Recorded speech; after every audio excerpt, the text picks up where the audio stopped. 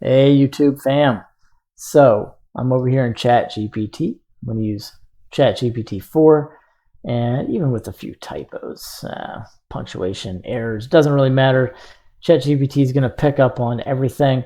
So what I'm going to do is I'm asking it to write a script that places a camera in the scene on a certain axis, adds an object constraint, attract to the camera, target it empty at world origin, add a curved circle to the operation, and so on, and basically make a camera animation so it pans 360 degrees. And then I'm asking it to turn it into an add-on and keep a couple of other frames, 250 frames, add keyframes. And so we're going to see what we get. So go ahead and enter that in and see. Here's a Python script based on your requirements, which model, and so it interprets what it sees out there in a manner of speaking. And track -z, that's what I asked it to do. Type circle, object curve, add, so it's adding the curve, it's adding a track to constraint, it's adding the empty to world location, or the world location 000, which works. It looks good so far. It's registering and unregistering. The panels may require some adjustments. Yeah, it usually does. So what we're going to do is we're going to copy this code, and because it does have a BL info block and it is targeting, all right, back over here in Blender, I'm going to go to scripting, click new, and Control V. And I can go to text and go to save as, and we will just dump this in my ChatGPT here, and let's just call this test1.py. Py is the extension that Blender is going to recognize, and it really likes stuff to be in a zip folder, but doesn't matter for this. Go to preferences, add-ons, install, go to this folder and grab text, and here it is. See if it says anything else. It says it's going to the tool shelf. We'll see. So go ahead and activate that. I didn't get any errors. Let's see. I think it's supposed to actually say tools, but it got away with it. Okay, cool. All right, so add objects. Let's add an object here. And I've got an error. No curve object found. But let's go back to scripting real quick. I'll left click here, Control C. It's here. I hope that doesn't destroy the video. So Control V. I'm going to drop the error message in here. And obviously, it's obvious what the problem is, but ChatGPT is going to apologize. No curve object add. In Blender 3.6, the command for adding curves changed to newer versions of Blender, blah, blah, blah. And here's the updated script. So it looks like it's going to write out the entire script again.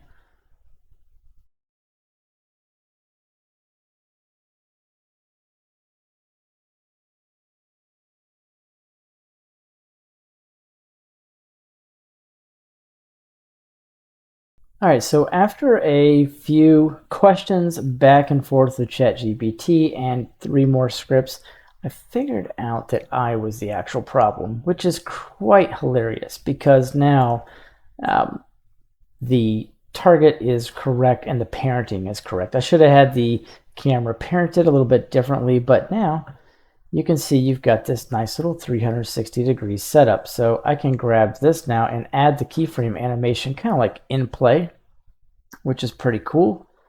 And it should be doing a little bit more. So I guess I could modify this some more. I have camera shake, which if you guys don't have any camera shakes, you got to get them. So I'll throw in a camera shake.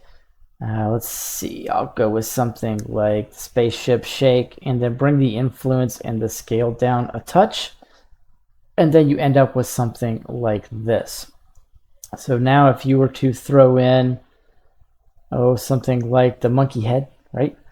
And let's shade it smooth and just leave it animating because it's fun. And I'll throw a subsurf on that with a couple of shots and apply that. And we can actually throw a material. And I'll go over to Blender Kit, and I want to put an emissive on here. So let's see if it'll show me any emissives. And it looks like I've got all kind of cool stuff. I'll go over to the Eevee engine, and from here can hit play and just kind of see how that ends up looking. Pretty darn cool. And now what we can do is we can grab the curved circle and let's scale it out. Let's see. I think if we put it like right here, and what I'll do is I'll go to frame 1 actually, and I need to get that Bezier circle selected, because as we're scaling it, it's going to bring the camera in and out, so it's going to be pretty fun. What we can do is we can insert a scale, and then we'll come to like 120 or so. I think 125 would be good.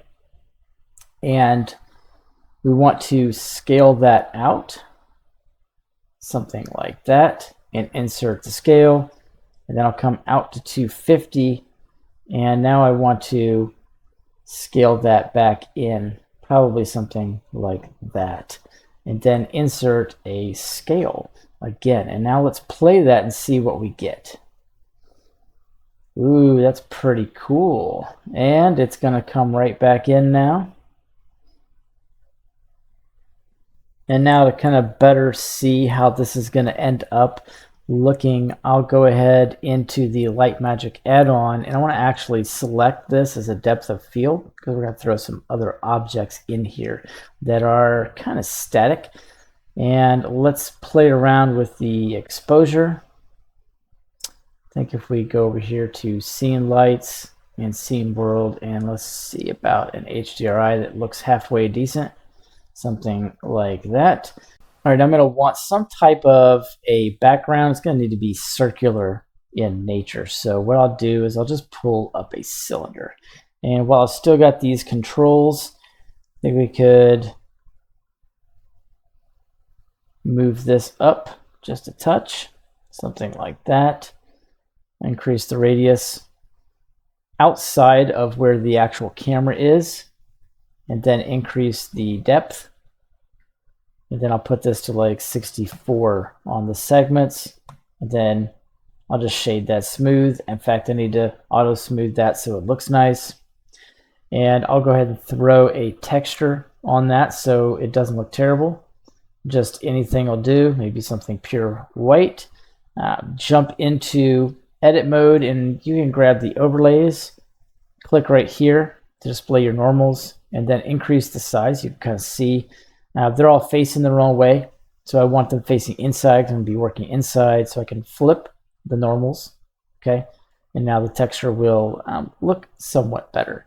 And I do have a light kind of hanging outside here, so we go ahead and put it on the inside. And to really make this set stand out, I'll turn off the scene world, and let's kind of bring this up right about here. I'll jump back into edit mode and scale that up a touch more, and then go inside, pull up the camera view, and now we can hit play, grab the camera itself,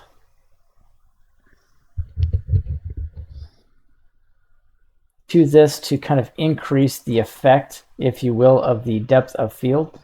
So I'll take up a top view. I'm going to go into edit mode if I can. And I'm going to grab this top face and just hit H to hide it. That looks pretty good. And I think what actually would be pretty cool is to add in another cylinder. And I'll just kind of bring this one up. I want to jump into face select, and I want to grab all of these extra faces here, except for the top. And then I want to, and I guess I could have just selected that and hit invert selection. That works too. And hit X and delete all those faces. So this is basically all I've got now. And so I can switch this from a timeline to a geometry nodes editor, click new.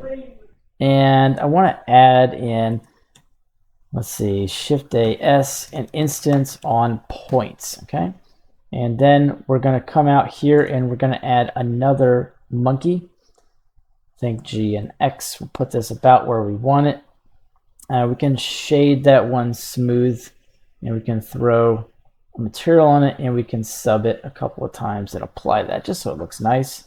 And now this object is going to come in with our actual cylinder. So I want to grab the cylinder 01 and I want to instance that on points. Okay, and I need to distribute points on faces as well so I can kind of control this. And I'm going to drop the geometry in, and I can just kind of hide that for now and then pull the cylinder back up so I can see what's going on. And somehow I grabbed the cylinder instead of the Suzanne, and that would explain why that didn't want to work. Okay, so, and we'll go ahead and use the original position for that instead of relative. And then I will be able to actually bring these down, and I want to put in a transform geometry node right here and bring these down on the z-axis. But before I do that, I was going to kind of play around with these. I'll go ahead and bring the subdivision levels. I did throw a subdivide in there just because of the nature of it, but probably don't need it. And I'll bring the density down just a touch, something like that. And then I'll go from random to pos1 disk, and pos1 disk is going to actually allow me to put these in here in a manner that does not clip, hopefully, and at least attempts not to clip.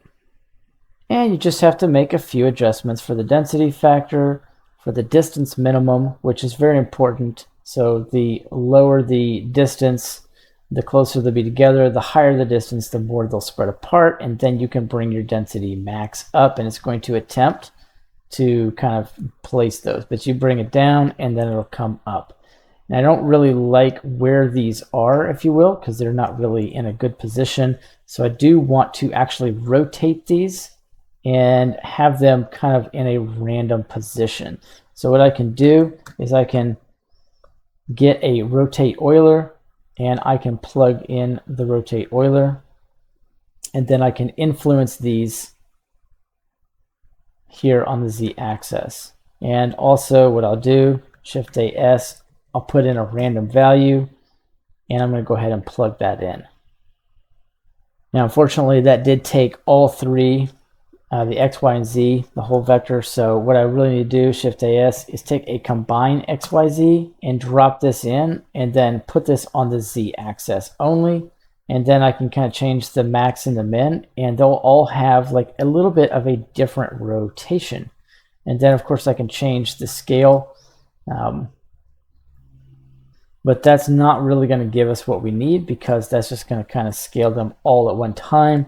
And even though this one kind of scales individually, it's still not what we want. So I can make another combine XYZ, or I can just come over here and put in a random value and just plug this directly in here, and then change how this is going to actually look. I'll put in a scale instances and drop that in. So now I'll be able to grab the scale of these and kind of bring these up. And last but not least, we can throw a set material in here. There's a couple ways you can go about doing this. You can just throw a set material in right here. So you're adding the material to this. I'm going to turn off the scene lights and scene world for a moment. And then you can grab maybe the emissive material that you had before, if that's what you want. And then we'll go ahead and turn these all back on. I'll hit Alt-H to bring everything back. And I can bring these back down with the transform Z. But I'll need to go into wireframe so I can kind of see where they're at. Something like that. And I think right about here is good. And everything is constrained nicely in here. And if you want, you can bring up the density and lower the distance so that it's just a little bit different. Change the center position if you want. You kind of arrange these in a certain way. The idea behind this is that once we get back into the the view here that we want from the camera, that we're going to have an effect here with the depth of field. And if you see them actually clipping anywhere, then you can just come in and probably just change the seed value or adjust the distance or the max. It doesn't matter. Any one of those will provide you with a pretty good result. And if you want to get a nice little look like this, you can come over to the world properties, add in a volume scatter, bring the density down just a little bit, throw some point lights in, bring the intensity of those point lights up just a little bit, and you'll end up with some really cool volumetric effects. Now let's grab the camera so it's active, and let's come over to the camera properties, scroll down and drop down the depth of field. Go ahead and turn on the depth of field and make sure that that central Suzanne is the one that we had selected. And then bring the f-stop down just a little bit. Something like 1.2 or maybe even 0.8. And it's going to really throw those Suzannes out of focus that are going past the camera and just add a nice little bump. And for one more cool effect, let's go all the way to frame 1.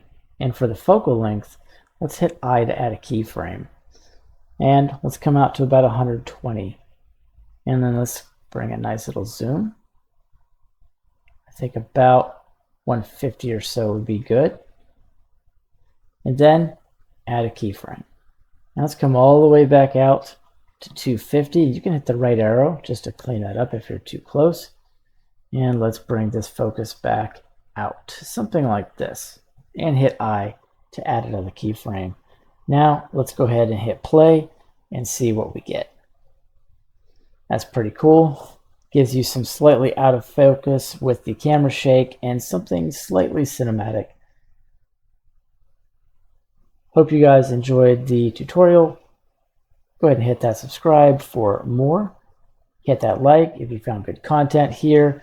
And if you're interested in the Light Magic add-on, it's got preset studios and a ton of other features that are really going to step up your game and help you achieve more photorealistic results quicker and with a lot less effort that you could put into actually designing your scene. Thanks for tuning in, and I'll see you guys in the next one.